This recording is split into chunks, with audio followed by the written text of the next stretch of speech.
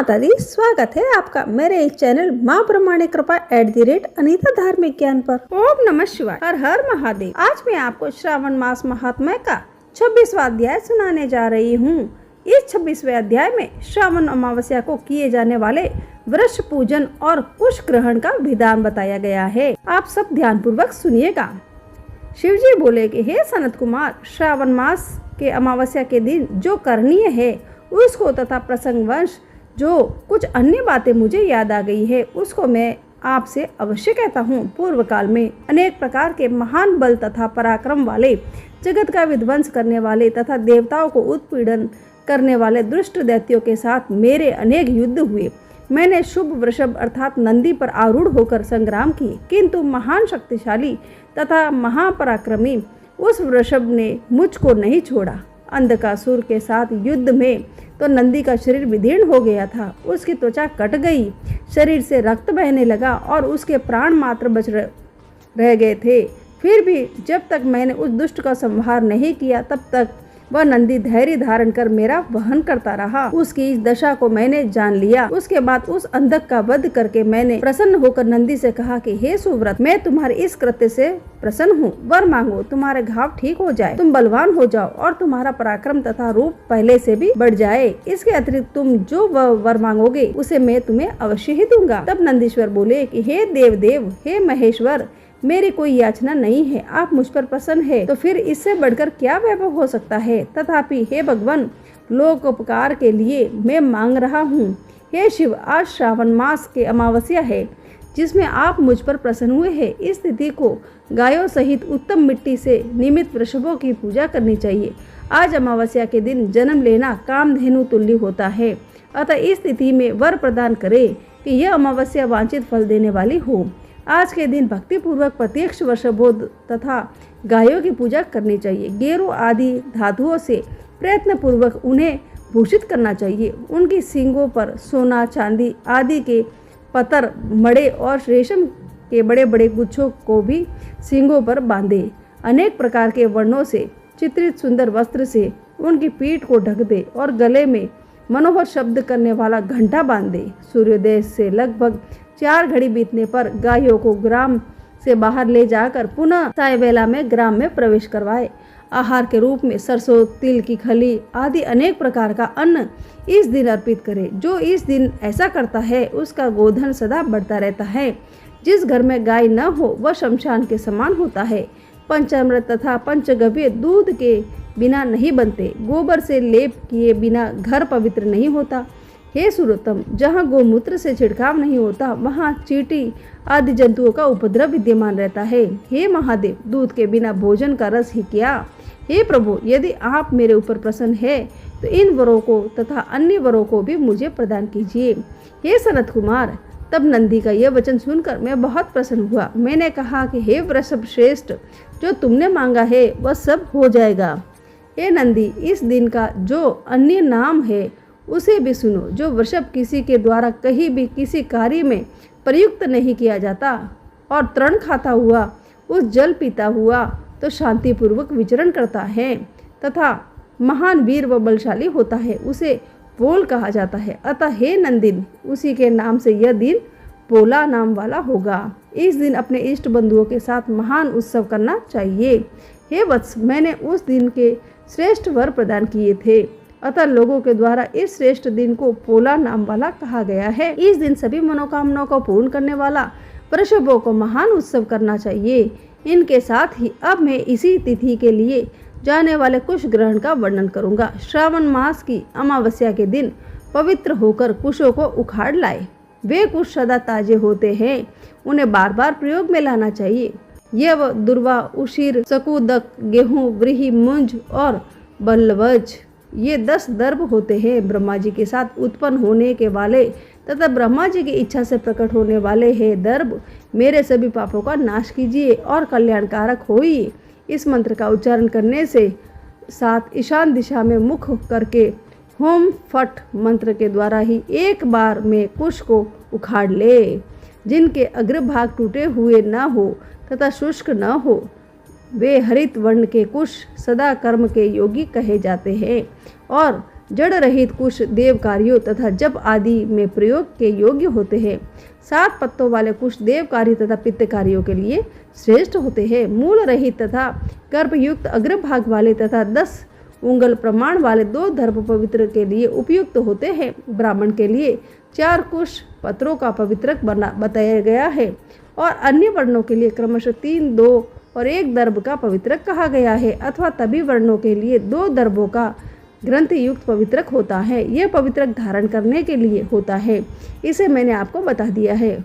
उत्पवन हेतु सभी के लिए 2 दर्भ उपयुक्त होते हैं। 50 दर्भों से ब्रह्मा और 25 दर्भों से विष्ठर बनना चाहिए। आचमन के समय हाथ में पवित्रक को नहीं निकालना चाहिए। विकिर के लिए पिंड देने तथा अग्नोकारण करने के साथ और पाद्य देने के पश्चात पवित्रक का त्याग कर देना चाहिए। दर्भ के समान पुण्य व्रत पवित्र और पापनाशक कुछ भी नहीं है। देव कर्म तथा पितृ कर्म ये सब दर्भ के अधीन है। उस प्रकार के दर्भों को श्रावण मास की अमावस्या के दिन उखाड़ना चाहिए, इसके इनकी पवित्रता बनी रहती है। श्रावण मास की अमावस्या का वर्णन किया जाए। हे सनत कुमार, श्रावण मास की अमावस्या के दिन जो कृत्य होता है उसे मैंने कह दिया है। श्रावण मास में और जो भी करणीय है उसे भी मैं आपसे कहता हूँ। इस प्रकार श्री स्कंद पुराण के अंतर्गत ईश्वर सनत कुमार संवाद में श्रावण मास महात्म्य में अमावस्या के दिन वृषभ पूजन कुश ग्रहण नामक 26वां अध्याय पूर्ण होता है। अब मैं आपको महादेव जी की एक कहानी सुनाती हूँ। आप सब भक्तगण ध्यान से सुनिएगा। शिव की पहली पत्नी थी सती। यह विवाह उन्होंने सती के पिता दक्ष की इच्छा के विरुद्ध किया था। दक्ष उनका अपमान करने के अवसर ढूंढा करते थे। पिता के ऐसे व्यवहार से लज्जित होकर सती ने अपना शरीर त्याग दिया। उनकी मृत्यु के बाद शिव हिमालय पर जाकर फिर से तपस्या में लीन हो गए। फिर जिस उपवन में शिव ध्यान करते थे उसके निकट ही पर्वतराज हिमवान रहता था। उसने स्वर्ग की अप्सरा मेनका से विवाह किया था। कुछ वर्ष बाद मेनका ने एक पुत्री को जन्म दिया। उसका नाम रखा पार्वती। वास्तव में सती ने ही फिर से पार्वती के रूप में जन्म लिया था। वर्ष पर वर्ष बीते और पार्वती ने युवावस्था में प्रवेश किया। एक दिन मेनका ने अपने पति से कहा कि स्वामी, पार्वती अब विवाह योग्य हो गई है। अब हमें पार्वती के लिए योग्य वर खोजना चाहिए। हिमवान बोला कि मैं जानता हूँ, परंतु कोई योग्य वर ध्यान में नहीं आता। मैं अपनी पुत्री का हाथ उसके हाथ में दूंगा जो सब प्रकार से योग्य होगा। एक दिन नारद मुनि हिमवान के घर आए। जब उन्होंने पार्वती को देखा तो हिमवान से बोले, हिम, तुम्हारी पुत्री के भाग्य में तो भगवान शिव से विवाह करने का योग है। नारद मुनि की बात सुनकर हिमवान सोचने लगा, शिव के पास मैं कैसे जाऊं? उन्होंने अस्वीकार कर दिया तो सती की मृत्यु के बाद उन्होंने किसी स्त्री का मुख तक नहीं देखा, परंतु मुझे वर खोजने की आवश्यकता नहीं। नारद मुनि की भविष्यवाणी असत्य नहीं होगी। मैं धीरज पूर्वक प्रतीक्षा करूंगा। परंतु एक दिन हिमवान का धीरज टूट गया और उसे एक विचार सूझा। वह मेनका से बोला, मैं पार्वती को शिव की सेवा करने भेजता हूँ। वे उसके रूप और गुण के प्रति आकर्षित जरूर होंगे। मेनका बोली, विचार तो बहुत उत्तम है। हिमवान ने पार्वती को अपने पास बुलाया और कहा, बेटी, भगवान शिव उस उपवन में तपस्या कर रहे हैं। तुम अपनी सहेलियों के साथ जाकर उनकी सेवा किया करो। पार्वती बोली कि अवश्य पिताजी, हमने अनेक बार उन्हें देखा है। पार्वती और उसकी 2 सहेलियों को लेकर हिमवान शिव के पास गया और उनसे निवेदन किया, भगवान, आपके पास पूजा अर्चना की तैयारी करने वाला कोई नहीं है। मेरी पुत्री यह सेवा कर सकती है। हिमवान की बात सुनकर शिव सोचने लगे, कन्याएं भले ही सेवा करे। जो व्यक्ति संसार से वैराग्य ले चुका है उसे इनसे कोई व्याघात नहीं पहुंचेगा। यह सोचकर वे हिमवान से बोले, तुम्हारे इस प्रस्ताव के लिए मैं तुम्हारा आभारी हूँ। कन्याएं मेरी इच्छा अनुसार सेवा कर सकती हैं। शिव का प्रस्ताव सुनकर हिमवान बहुत प्रसन्न हुआ और कन्याओं को वहां छोड़कर चला गया। पार्वती शिव की सेवा करने लगी। वह उपासना के लिए कुश तृण चुनती थी और गर्मी बढ़ने पर शिव पर पंखा झेलती थी। इस प्रकार पार्वती हृदय से शिव से प्रेम करने लगी। इस बीच आपत्तिग्रस्त देवता इंद्र के साथ ब्रह्मा जी के पास आकर बोले कि भगवान, असुर तारक के अत्याचारों से हमारी रक्षा करे। उसने स्वर्ग पर अधिकार कर लिया है और हम लोगों से हाहाकार मचा हुआ है। उसे प्रसन्न करने के लिए हमने उसे उपहार भी भेजे, परंतु हम जितना भी उसे प्रसन्न करने के लिए प्रयत्न करते उतनी ही उसकी दुष्टता बढ़ती जाती है। हमारी आपसे प्रार्थना है कि हमें कोई ऐसा नेता प्रदान कीजिए जो हमें उसके अत्याचारों से त्राण दिलाए। ब्रह्मा जी असहाय होकर बोले कि प्रिय पुत्रों, मैं चाहते हुए भी तुम्हारी सहायता नहीं कर सकता। तारक को मैंने एक बार वरदान दिया था, उसे वह इतना बलवान हो गया है मैं भी उसका नाश नहीं कर सकता, परंतु एक उपाय है। शिव का पार्वती से विवाह विधि का विधान है। तुम जाओ और शिव को पार्वती की सुंदरता का भान करवाओ। शिव और पार्वती का जो पुत्र होगा वही तुम्हारा नेता बनकर तारक का वध करेगा। ब्रह्मा जी की बात सुनकर देवराज इंद्र सीधे प्रेम के देवता काम के पास पहुंचे और बोले, हे कामदेव, मैं तुम्हारे पास एक आवश्यक काम से आया हूँ। तुम शिव पर अपना जादू चलाओ ताकि वे पार्वती से विवाह कर ले। इंद्र की आज्ञा पाकर कामदेव अपनी पत्नी रति के साथ शिव के कुंज में पहुंचे। वहां शिव को देखा तो उनका साहस छूट गया। उसी समय पार्वती वहां से निकली तो कामदेव का फिर से साहस बंधा। पार्वती ने नतमस्तक होकर कुछ पुष्प शिव के सम्मुख रखे। यह देख शिवजी बोले, तुम्हें ऐसा पति मिले जो बस केवल तुमसे ही प्रेम करने वाला हो। शिव की बात सुनकर पार्वती सोचने लगी, शिव का वचन कभी मिथ्या नहीं होगा। मैं कितनी भाग्यशाली हूँ। यह सोचकर पार्वती शिव के गले में माला पहनाने ही वाली थी, तभी कामदेव का बाण निशाने पर लगा। शिव ने पूरी शक्ति से अपना भावनाओं को वश में किया और उधर उधर देखने लगे। उन्होंने कहा कि मेरे मन की शांति भंग करने का साहस किसने किया है। तभी उनकी दृष्टि कामदेव पर पड़ी। उस दृष्टि मात्र से कामदेव जलकर राख हो गए। ये देख रति मूर्छित हो गई। शिव पार्वती की और आंख उठाए बिना ही कूद चले गए। यह देख पार्वती शोक और लज्जा से विहल हो उठी और उदास मन से अपने घर लौट गई। उधर जब रति की मूर्छा टूटी तो उसने सोच, जब मेरे पति ही नहीं रहे तो मैं जीकर क्या करूंगी। अच्छा यही है कि मैं भी मरकर उनके पास जा पहुंचूं। यह सोच ही रही थी कि तभी आकाशवाणी हुई, जीवन मत त्याग। पार्वती तपस्या करके शिव को वर के रूप में पाएगी और उनके विवाह के दिन तेरा पति पुनर्जीवित होकर फिर से तुझे मिलेगा। आकाशवाणी सुनकर रति को ढांढस बंधा और वह उस दिन की प्रतीक्षा करने लगी। उधर शिव के व्यवहार से पार्वती को बहुत दुख हुआ, परंतु उनके प्रेम में कमी नहीं आई। वह सोचने लगी, मेरा सौंदर्य उन्हें आकर्षित नहीं कर सका, परंतु मैं हार नहीं मानूंगी। सौंदर्य से नहीं तो अपनी तपस्या और भक्ति से उन्हें प्राप्त करूंगी। यह सोचकर उसने अपना निर्णय अपने माता पिता को बताया।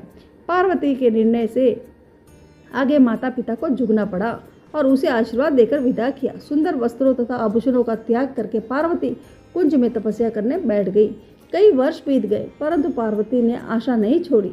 एक दिन वह जल कुंड में प्रवेश करने से पहले पूजा अर्चना की तैयारी कर रही थी कि एक युवक ऋषि उनसे मिलने आया। उसने पार्वती से कहा, तुम्हारा यह सुकुमार शरीर कैसे ये कठिन कर्म करता है जो तुम्हारी आत्मा उससे करवा रही है। तुमने संसार को दिखा दिया है कि सुंदरता और पवित्रता एक दूसरे को नष्ट करने के लिए नहीं है।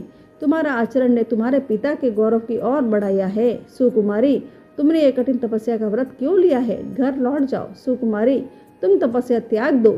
जो सिद्धियां मैंने प्राप्त की है उनमें से आधी मैं तुम्हें दे दूंगा, लेकिन कृपया तपस्या का कारण बता दो। पार्वती ने अपनी सखी से कारण बताने को कहा तो सखी ने कहा कि मेरी सखी पार्वती ने शिव का प्रेम जीतने का निश्चय किया है। अपने सौंदर्य से तो यह उन्हें नहीं रिझा सकी, अतः तपस्या और त्याग का सहारा लिया है।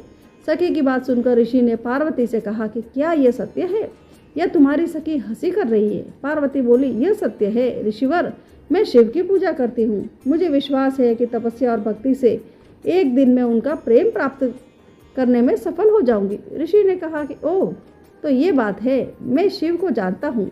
वह तो अपने सारे शरीर पर भस्म रमाए रहता है, नाग उससे लिपटे रहते हैं, चर्म धारण करता है। तुम्हारी जैसी सुंदर युवती कैसे उसकी पत्नी हो सकती है? वह निर्धन है, अघोड़ है, ओघड़ है, यह सारा संसार जानता है। वह तुम्हारी योग्य नहीं है। उसका विचार त्याग दो और कोई दूसरा व्यक्ति चुन लो। ऋषि की बातें सुनकर पार्वती क्रोधित होकर बोली, चुप रहो। महान आत्मा को महान आत्मा ही पहचान सकती है। नीच प्राणी उच्च विचार को समझ नहीं सकता। तुम्हारा वचन तुम्हारी दुर्भावनाओं का सूचक है। शिव दिखावे से न प्रभावित होते हैं, न किसी को प्रभावित करते हैं। वे ओघड़ है, निर्धन है और चर्म धारण करते हैं। उनके शरीर से सर्प लिपटे रहते हैं, तो क्या हुआ? वे मेरे मनोनीत देवता है। उनमें चाहे दुर्बलता अधिक हो या गुण, फिर भी मैं उन्हें चाहती हूँ। पार्वती की सहेलियाँ यह सुनकर चकित रह गई। पार्वती उनसे बोली, प्रिय सखी, इनसे कहो कि चले जाए। क्यों इन्होंने अपने हृदय को ऐसे विचारों से कुलुषित कर रखा है? बुरी बात कहना पाप है, तुरंत उसे सुनना और भी बड़ा पाप है। चलो हम चले यहाँ से। क्रोध से भरकर पार्वती जो ही चलने को हुई, ऋषि ने जल्दी से आगे बढ़कर उसका मार्ग रोक लिया। पार्वती आश्चर्य से कि करते विमूढ़ हो गई। वह ऋषि और कोई नहीं, स्वयं भगवान शिव थे। वे पार्वती से बोले, सुकुमारी, तुम्हारी तपस्या और भक्ति ने मुझे जीत लिया है। मैं तुम्हारे सामने विनत हूँ, तुम्हारा दास हूँ। किंतु कर्तव्य परायण पार्वती शिव को छोड़ अपनी सखी के पास जाकर बोली, सखी, इनसे कहो कि मेरे पिताजी से विवाह का प्रस्ताव करना होगा।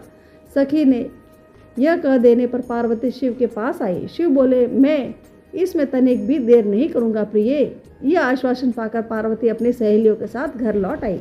शिव ने सप्त ऋषियों को बुलाकर उनसे कहा कि ब्रह्मा ने देवताओं को वचन दिया है कि मेरा पुत्र तारक का वध करेगा। इस वचन को पूरा करने के लिए मुझे पार्वती से विवाह करना होगा। जाकर हिमवान से विवाह का प्रस्ताव करो। प्रस्ताव सुनकर हिमवान अत्यंत प्रसन्न हुए और उनसे विधि पूर्वक शिव पार्वती का विवाह करवा दिया। विवाह संस्कार के बाद देवता शिव के पास आकर बोले, हे भगवान, हमारा आपसे आग्रह है कि रति को फिर से उसका पति मिलना चाहिए। अपने प्रिय वधू का ध्यान करके प्रेम के देवता कामदेव तथा उनकी शोकाकुल पत्नी पर कृपा कीजिए। अवश्य, अब तो मैं भी उसी कामदेव का दास हूँ। कई वर्ष बीत गए। शिव अपनी पत्नी के प्रेम में डूबे हुए थे। तब इंद्र ने अग्नि को शिव के पास भेजा। अग्निदेव शिव के पास गए और उनसे विनती की, भगवान, मैं आपके देवताओं की आवश्यकता का स्मरण कराने आया हूँ। शिव ने अग्निदेव के हाथ में एक बीज रखा और बोले, इस बीज के पकने पर एक बालक का जन्म होगा, वही तुम्हारे सेनापति होगा। अग्निदेव बीज लेकर वहां से चले गए, परंतु वह बीज इतना गर्म था कि उसे पकड़ने रहना कठिन था। इंद्र के पास पहुंचते पहुंचते अग्निदेव का शरीर पीड़ा से पीला पड़ गया। वह इंद्र से बोले कि बीज मेरे पास है, परंतु उसे संभालना असंभव है। अग्निदेव की दशा देखकर इंद्र दुखी होकर बोले, तुम इसे गंगा के पास ले जाओ, वहां तुम्हें ठंडक पहुंचेगी और वह इसे संभालेगी। अग्निदेव गंगा के पास गए। जब उन्होंने बीज को लेकर उसमें डुबकी लगाई तो उसमें उफान आने लगा और वह उबलने लगी तथा बीज किनारे पर जा गिरा। उसी समय स्वर्ग की 6 अप्सराएं गंगा में स्नान करने आई। उन्होंने बीज को उठाकर शर घास में रख दिया। बीज तब तक पक चुका था और उसमें से कार्तिकेय जी प्रकट हुए। आश्चर्यचकित अप्सराएं बोली, इसे हम अपने साथ ले जाएंगी, पहले पहल हमने ही इसे देखा है। तभी गंगा स्त्री का रूप धारण कर बाहर आई और अग्निदेव भी वहां आए। गंगा बोली, इसे मैं ले जाऊंगी, मैंने इसे जन्म दिया है। अग्निदेव बोले, नहीं, यह हमें प्रदान किया गया है। उसी समय शिव तथा पार्वती वहां आए। शिव ने विवाह का निर्णय करते हुए कहा, जो बालक देवताओं को नेतृत्व करने वाला है उसका पालन पोषण पार्वती ही कर सकती है। पार्वती ने प्रेम से बालक को उठाकर छाती से लगा लिया। फिर वे कैलाश पर्वत को लौट आए। समय बीतने के साथ कार्तिकेय जी बड़े हुए। उसके नेतृत्व में देवताओं और तारक के बीच भीषण युद्ध हुआ। कार्तिकेय ने उसे मार डाला। स्वर्ग का सिंहासन फिर से इंद्र को मिला और स्वर्ग में फिर से सुख शांति का साम्राज्य प्रस्थापित हुआ। इस प्रकार मेरी महादेव की ये कहानी पूरी होती है। अगर आपको मेरी ये कहानी पसंद आती है तो मेरे इस वीडियो को लाइक करना मत भूलिएगा। कल फिर मिलते हैं इसी समय पर एक नए अध्याय के साथ और एक नई कहानी के साथ। तब तक के लिए जय माता दी, जय श्री कृष्णा, हर हर महादेव।